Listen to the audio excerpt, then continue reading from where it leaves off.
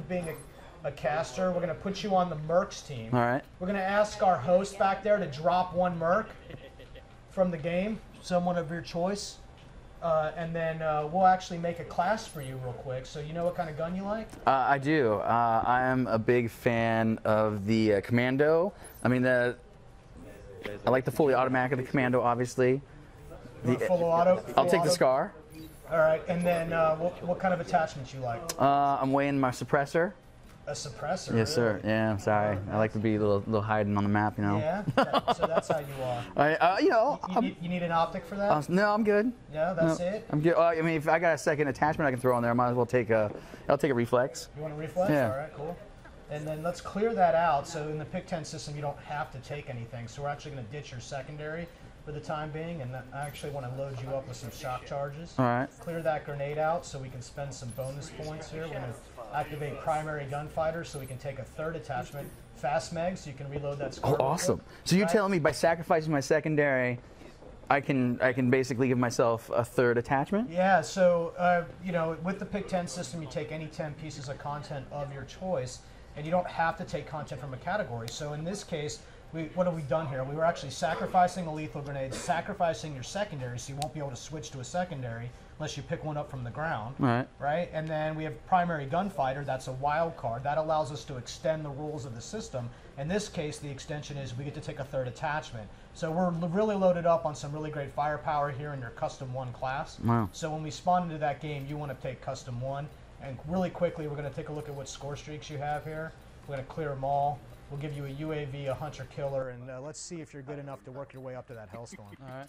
You think you got it? I think I can. Yeah? Yeah. All right, so we're going to play some multi-team, it looks like. All right. So GameSpot and Bond is our tag This is today, awesome. Yeah? So Express on TeamDeathMatch right now. So tell me what you think. I think I'm gonna be weighing this, but while I'm doing this, you want to look through some of these questions and see if you find one here from the audience? Yeah, you give me one, and we'll try to answer some questions while you log some time, and I'll make fun of your game. All right, that's awesome.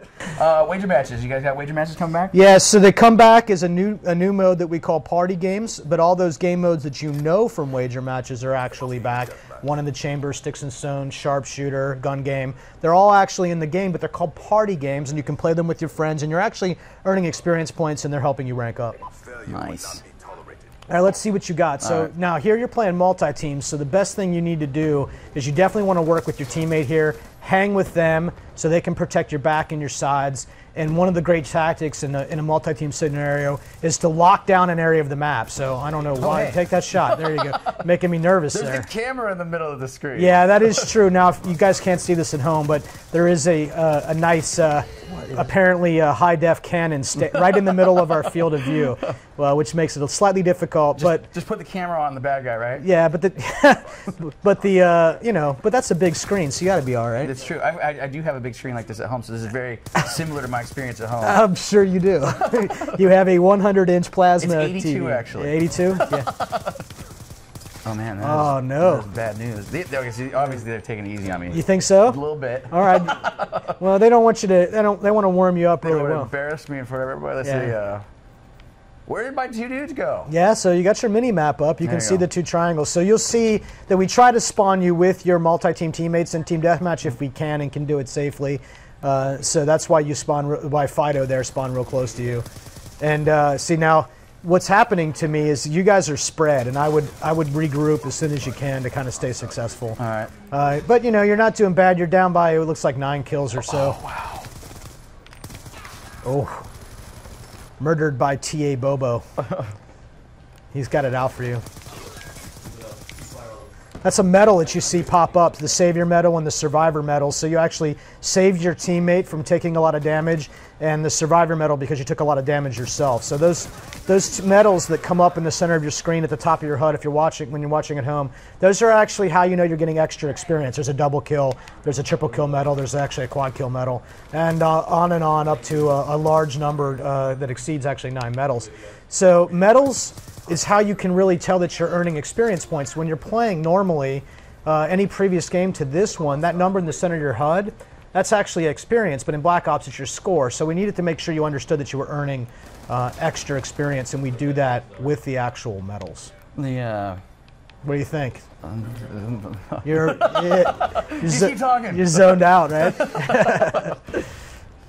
Man, you guys been. I mean, let me ask one of the questions that instantly come to mind. It's like, I mean, I've always thought about this, about all these games, especially Call of Duty, when you got so many different variables. Like, how do you balance all of it? Yeah, very carefully and deliberately. Look, there's a lot of stuff going on here. When you got over 500,000 classes that people could spin up in a heartbeat, it's important to get that right. We actually spent a lot of time figuring out sort of where things fit in their power band, and then sliding them around. And we do a lot of data logging, and we do a lot of measurement, and we use a lot of math.